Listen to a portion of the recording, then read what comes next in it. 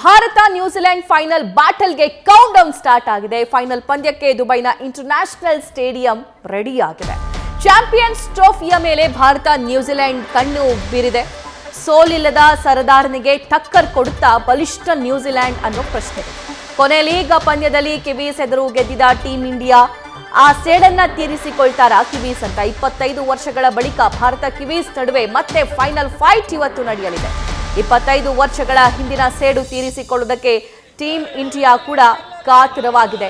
ಇನ್ನು ನಿಮಗೆ ಗೊತ್ತಲ್ಲ, ಅದು ಒನ್ ಡೇ ಆಗಿರಬಹುದು, ICC ಆಗಿರಬಹುದು, ವಿಶ್ವಕಪ್ ಆಗಿರಬಹುದು ಮತ್ತು ಚಾಂಪಿಯನ್ ಟ್ರೋಫಿ ಆಗಿರಬಹುದು. ಟೀಂ ಇಂಡಿಯಾ ಗೆಲ್ಲಿ ಫೈನಲ್ನಲ್ಲಿ ಅನ್ನೋದು ಎಲ್ಲರ ಹರಕೆ, ಆಸೆ.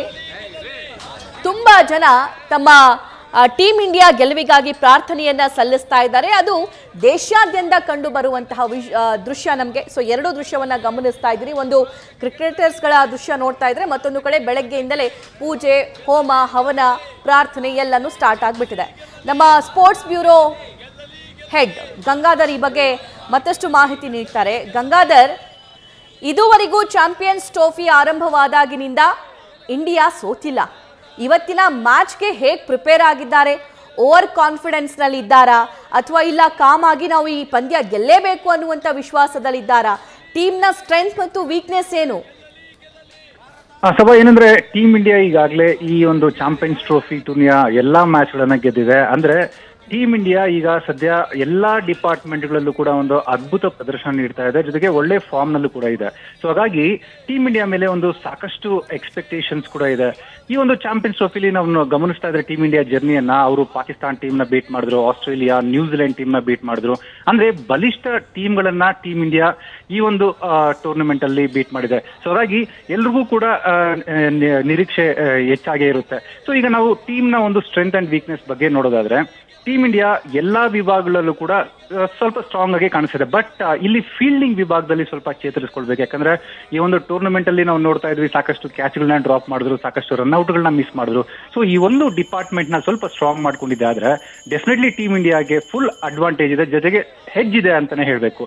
ಮತ್ತೊಂದ್ ಕಡೆ ನಾವು ನ್ಯೂಜಿಲೆಂಡ್ ಟೀಮ್ ನ ಕೂಡ ನೋಡೋದಾದ್ರೆ, ಇವರು ICC ಟೂರ್ನಮೆಂಟ್ಗಳಲ್ಲಿ ಒಂದು ಒಳ್ಳೆ ಪರ್ಫಾರ್ಮೆನ್ಸ್ ಕೊಡ್ತಾರೆ. ಇವ್ರನ್ನ ಡಾರ್ಕ್ ಆರ್ಸ್ ಅಂತ ಕರೀತಾರೆ. ಅಂದ್ರೆ ಯಾರು ಕೂಡ ಎಕ್ಸ್ಪೆಕ್ಟೇಷನ್ಸ್ ಇವ್ರ ಮೇಲೆ ಇರಲ್ಲ, ಜೊತೆಗೆ ಇವರು ಸೈಲೆಂಟ್ ಆಗಿ ಬರ್ತಾರೆ, ಸೈಲೆಂಟ್ ಆಗಿ ಮ್ಯಾಚ್ ಗಳನ್ನ ಗೆದ್ದು ಹೋಗ್ತಾರೆ. ಸೊ ಅಂತ team New Zealand team.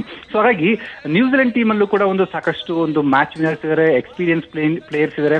Kane Williamson ಇರ್ಬೋದು, ಜೊತೆಗೆ ರಚಿನ್ ರವೀಂದ್ರ ಇರ್ಬೋದು, ಹಾಗೆ ಕ್ಯಾಪ್ಟನ್ ಮಿಚೆಲ್ ಸ್ಯಾಂಟ್ನರ್, ಇವ್ರು 3 ಮಂದಿ ಕೂಡ ಟೀಮ್ ಇಂಡಿಯಾ ಮೇಲೆ ಒಂದು ಒಳ್ಳೆ ಪರ್ಫಾರ್ಮೆನ್ಸ್ ಕೊಡ್ತಾ ಇದ್ದಾರೆ. ಸೊ ಹಾಗಾಗಿ ಈ ಕೇವಲ ಇದೊಂದೇ ಟೂರ್ನಮೆಂಟ್ ಅಲ್ಲ, ಬೇರೆ ICC ಟೂರ್ನಮೆಂಟ್ಗಳಿರ್ಬೋದು, ಟೆಸ್ಟ್ ಇರ್ಬೋದು, ಒನ್ ಡೇ ಇರ್ಬೋದು, ಎಲ್ಲಾ ಫಾರ್ಮ್ಯಾಟ್ಗಳಲ್ಲೂ ಕೂಡ ಇವರು ಟೀಮ್ ಇಂಡಿಯನ್ಸ್ಗೆ ಒಂದ್ ರೀತಿ ವಿಲನ್ಸ್ ಆಗಿ ಕಾಡ್ತಾ ಇದ್ದಾರೆ. ಹಾಗಾಗಿ ಟೀಮ್ ಇಂಡಿಯಾ ಪ್ಲೇಯರ್ಸ್ ಅಂದ್ರೆ especially team India bowling attack ಇವರಿಬ್ಬರ ಮೇಲೆ ಕೇನ್ ವಿಲಿಯಮ್ಸನ್ ಹಾಗೆ ರಚಿನ್ ರವೀಂದ್ರ ಇವರಿಬ್ಬರನ್ನ ಬೇಗ ಕಟ್ಟಿ ಹಾಕಿದೆ. ಆದ್ರೆ ನ್ಯೂಜಿಲೆಂಡ್ ನ ಅಧಪತನ ಆಗೋದು ಖಂಡಿತ ಅಂತಾನೆ ಹೇಳ್ಬೇಕು. ಸೊ ಈಗ ಎರಡೂ ಟೀಮ್ಗಳನ್ನು ಗಮನಿಸ್ತಾ ಇದ್ರೆ ನಾವು ಎರಡೂ ಟೀಮ್ಗಳು ಬ್ಯಾಲೆನ್ಸಿಂಗ್ ಆಗಿದೆ, ಎರಡೂ ಟೀಮ್ಗಳು ಕೂಡ ಕಾನ್ಫಿಡೆನ್ಸ್ ಆಗೇ ಇದೆ. ಜೊತೆಗೆ ಈ ಒಂದು ಫೈನಲ್ಸ್ಗೆ ಪ್ರವೇಶ ಮಾಡಿದೆ ಅಂದ್ರೆ ಎರಡೂ ಟೀಮ್ಗಳಲ್ಲಿ ಸಾಕಷ್ಟು ಸ್ಟ್ರೆಂತ್ ಇದೆ, ಜೊತೆಗೆ ವೀಕ್ನೆಸ್ ಕೂಡ ಇದೆ ಅಂತ ನಾವು ಗಮನಿಸಬಹುದು.